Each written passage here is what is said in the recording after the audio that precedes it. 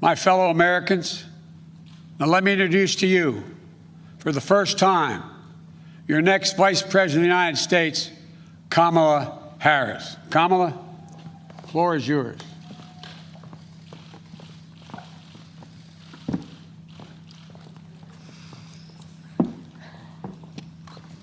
What do you want?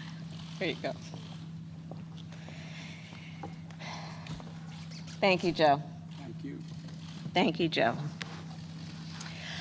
As I said, Joe, when you called me, I am incredibly honored by this responsibility, and I'm ready to get to work.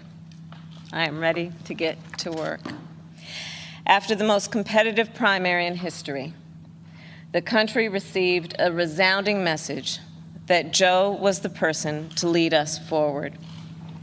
And Joe, I'm so proud to stand with you. And I do so mindful of all the heroic and ambitious women before me, whose sacrifice, determination, and resilience makes my presence here today even possible. This is a moment of real consequence for America. Everything we care about, our economy, our health, our children, the kind of country we live in, it's all on the line. We're reeling from the worst public health crisis in a century. The president's mismanagement of the pandemic has plunged us into the worst economic crisis since the Great Depression. And we're experiencing a moral reckoning with racism and systemic injustice that has brought a new coalition of conscience to the streets of our country, demanding change. America is crying out for leadership. Yet we have a president who cares more about himself than the people who elected him.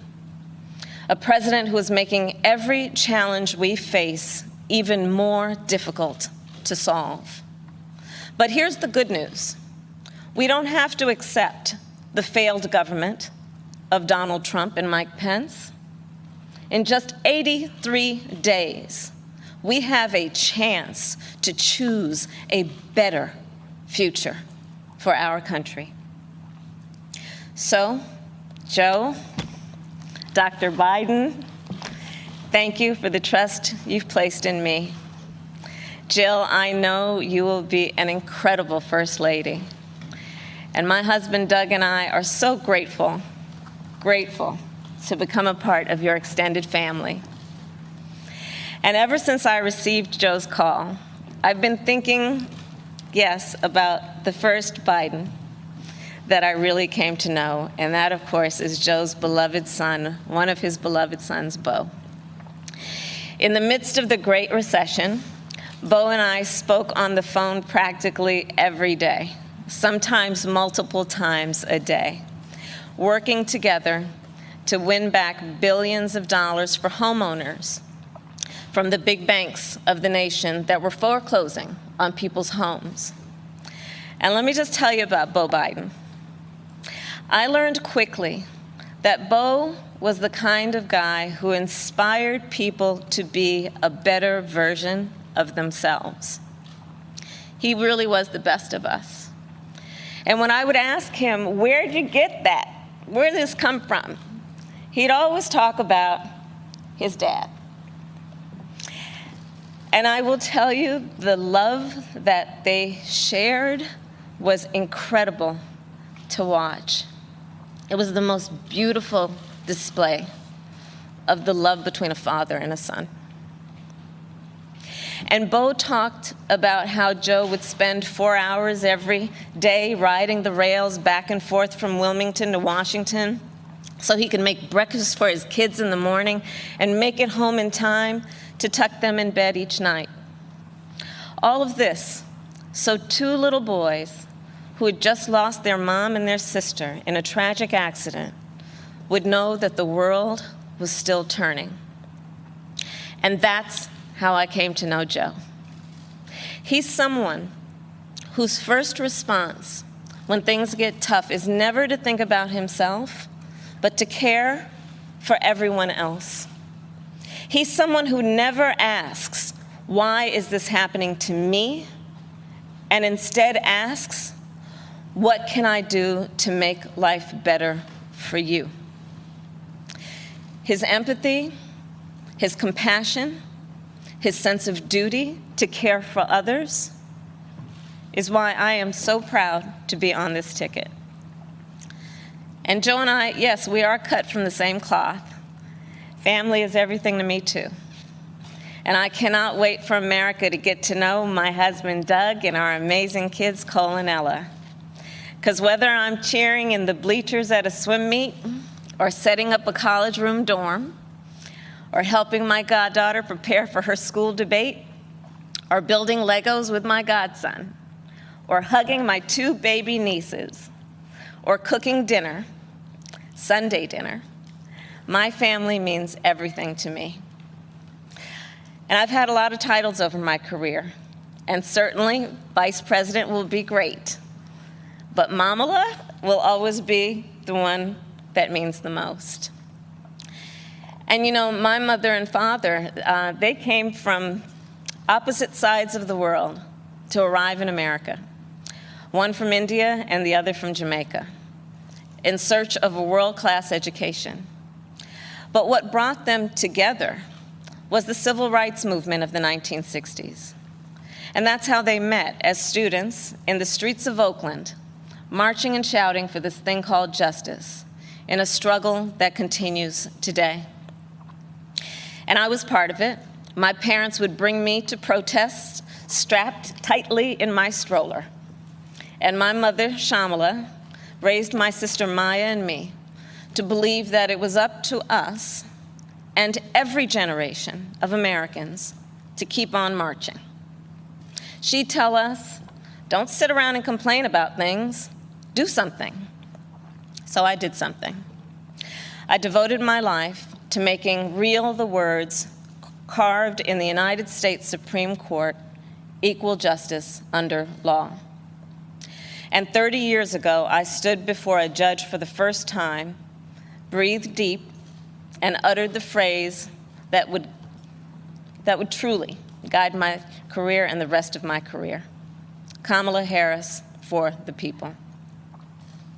The people, that's who I represented as district attorney, fighting on behalf of victims who needed help. The people, that's who I fought for as California's Attorney General, when I took on transnational criminal organizations who traffic in guns and drugs and human beings.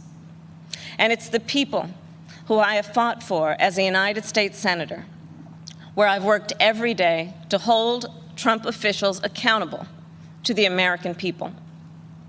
And the people are who Joe and I will fight for every day in the White House. And let me tell you, as somebody who has presented my fair share of arguments in court, the case against Donald Trump and Mike Pence is open and shut. Just look where they've gotten us. More than 16 million out of work. Millions of kids who cannot go back to school. A crisis of poverty, of homelessness, afflicting Black, brown, and indigenous people the most. A crisis of hunger, afflicting 1 in 5 mothers who have children that are hungry. And tragically, more than 165,000 lives that have been cut short. Many with loved ones who never got the chance to say goodbye. It didn't have to be this way. 6 years ago, in fact, we had a different health crisis. It was called Ebola. And we all remember that pandemic. But you know what happened then? Barack Obama and Joe Biden did their job. Only 2 people in the United States died. 2. That is what's called leadership. But compare that to the moment we find ourselves in now. When other countries are following the science, Trump pushed miracle cures he saw on Fox News. While other countries were flattening the curve, he said the virus would just, poof, go away. Quote, like a miracle. So when other countries opened back up for business, what did we do? We had to shut down again. This virus has impacted almost every country, but there's a reason it has hit America worse than any other advanced nation. It's because of Trump's failure to take it seriously from the start. His refusal to get testing up and running, his flip-flopping on social distancing and wearing masks, his delusional belief that he knows better than the experts. All of that is reason, and the reason that an American dies of COVID-19 every 80 seconds. It's why countless businesses have had to shut their doors for good. It's why there is complete chaos over when and how to reopen our schools. Mothers and fathers are confused and uncertain and angry about childcare and the safety of their kids at school, whether they'll be in danger if they go or fall behind if they don't. Trump is also the reason millions of Americans are now unemployed. He inherited the longest economic expansion in history from Barack Obama and Joe Biden. And then, like everything else he inherited, he ran it straight into the ground. Because of Trump's failures of leadership, our economy has taken one of the biggest hits out of all the major industrialized nations, with an unemployment rate that has tripled as of today. This is what happens when we elect a guy who just isn't up for the job. Our country ends up in tatters, and so does our reputation around the world. But let's be clear, this election isn't just about defeating Donald Trump or Mike Pence. It's about building this country back better. And that's exactly what Joe and I will do. We'll create millions of jobs and fight climate change through a clean energy revolution. Bring back critical supply chains so the future is made in America. Build on the Affordable Care Act so everyone has the peace of mind that comes with health insurance.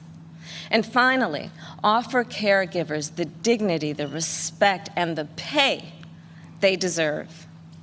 We'll protect a woman's right to make her own decisions about her own body, root out systemic racism in our justice system, and pass a new Voting Rights Act, a John Lewis Voting Rights Act, that will ensure every voice is heard and every voice is counted.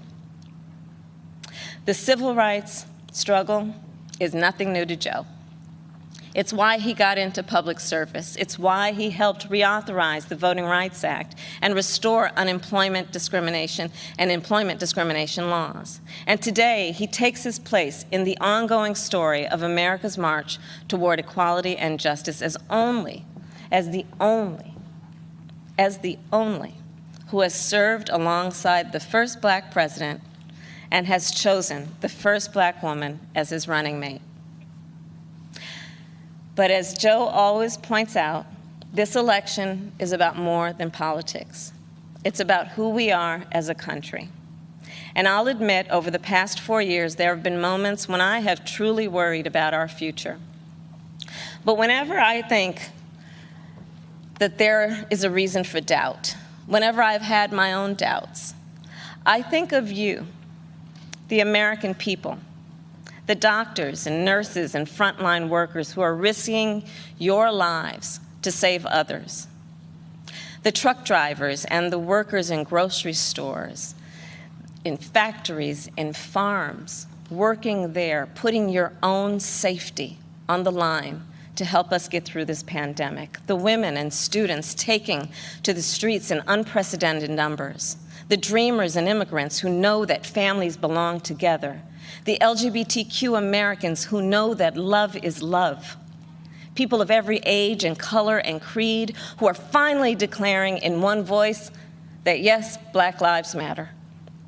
All across this country, a whole new generation of children is growing up hearing the cries for justice and the chants of hope on which I was raised, some strapped into strollers of their own.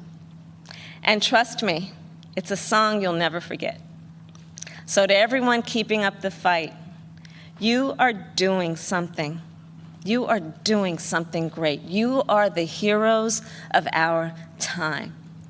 And you are the reason I know we are going to bring our country closer to realizing its great promise.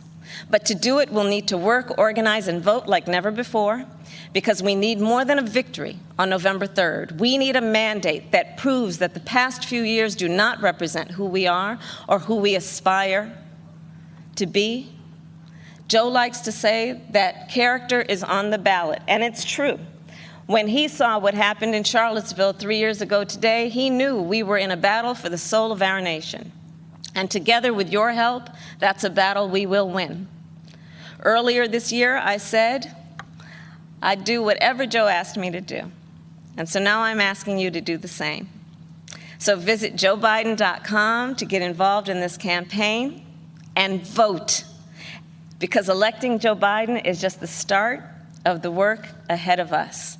And I couldn't be prouder to be by his side, running to represent you, the people. Thank you, and may God bless the United States of America. Hey, NBC News viewers, thanks for checking out our YouTube channel. Subscribe by clicking on that button down here, and click on any of the videos over here to watch the latest interviews, show highlights, and digital exclusives. Thanks for watching.